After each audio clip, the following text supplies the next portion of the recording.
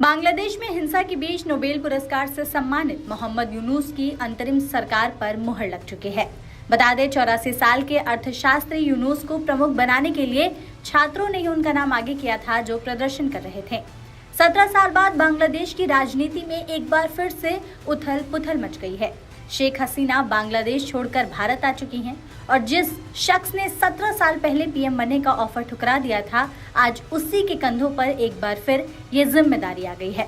पूर्व पीएम शेख हसीना को पद से हटाने के लिए अभियान का नेतृत्व करने वाले प्रदर्शनकारी छात्रों ने इस पद के लिए यूनुस के नाम की सिफारिश की थी और इस बार यूनुस ने भी इस प्रस्ताव को स्वीकार कर लिया। अब ऐसे में यूनुस के आने से बांग्लादेश और भारत के संबंधों पर क्या असर पड़ेगा, वीडियो में समझने की कोशिश करते हैं। पहले ये जानने की कोशिश करते हैं कि यूनुस का भारत के प्रति रुख कैसा है। मीडिया रिपोर्ट्स के अनुसार यूनुस ने अपने इंटरव्यूज में भारत के साथ द्विपक्षीय संबंधों का जिक्र किया है। उन्होंने कहा है कि बांग्लादेशियों को अपना नेता चुनने दीजिए और आप नेताओं के साथ काम करें। इसी तरह लोग जुड़ते हैं और हमारा रिश्ता एक दूसरे को संदेह की नजर से देखने के बजाय सबसे अच्छा दोस्त बनने पर होना चाहिए। हालांकि भारत जैसे कुछ देशों ने शेख हसीना का समर्थन किया, जिसके नतीजे में उनको बांग्लादेशी लोगों की नाराजगी हासिल हुई है। इससे रिश्तों में कुछ दरारें बनी हैं, जिनको ठीक करके द्विपक्षीय संबंधों में सुधार लाने और भारत से करीबी दोस्ती को फिर से शुरू करने के कई अवसर आने वाले समय में हमारे पास होंगे।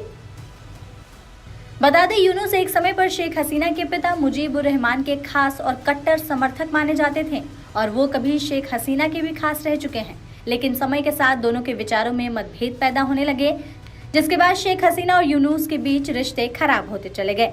शेख हसीना के सबसे कट्टर विरोधी कहे जाने वाले मोहम्मद यूनुस आज बांग्लादेश की राजनीति में बड़ा नाम बन चुके हैं। कभी शेख हसीना यूनुस की खूब तारीफ किया करती थी और उन्हें दुनिया से गरीबी हटाने वाला शख्स बताया करती थी। लेकिन मोहम्मद यूनुस, जो उनके पिता के कट्टर समर्थक थे, उन्हें बेटी शेख हसीना ने अपना दुश्मन बना लिया। यूनुस का मानना था कि शेख हसीना लोकतंत्र की कातिल हैं और भारत की शह पर तानाशाह बनकर बांग्लादेश की सत्ता को जबरदस्ती हथिया लिया है। गरीबों के बैंकर के रूप में पहचाने जाने वाले यूनुस और उनके द्वारा स्थापित ग्रामीण बैंकों को साल 2006 का नोबेल शांति पुरस्कार मिल चुका है। वजह है, उन्होंने गांव में रहने वाले गरीबों को $100 से कम के छोटे छोटे लोन दिलाकर लाखों लोगों को गरीबी से बाहर निकालने में मदद की थी। यूनुस जैसे जैसे सफल होते गए, उनका झुकाव राजनीति में बढ़ता चला गया। उन्होंने साल 2007 में अपनी खुद की पार्टी बनाई और उनकी इसी सोच और नई पार्टी के गठन के बाद हसीना और यूनुस के बीच की दुश्मनी बढ़ती चली गई और वो नेताओं की आंखों में भी खटकने लगे।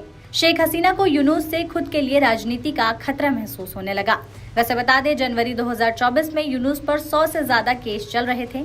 उन्हें करप्शन के मामले में कोर्ट ने 6 महीने जेल की सजा भी सुनाई थी।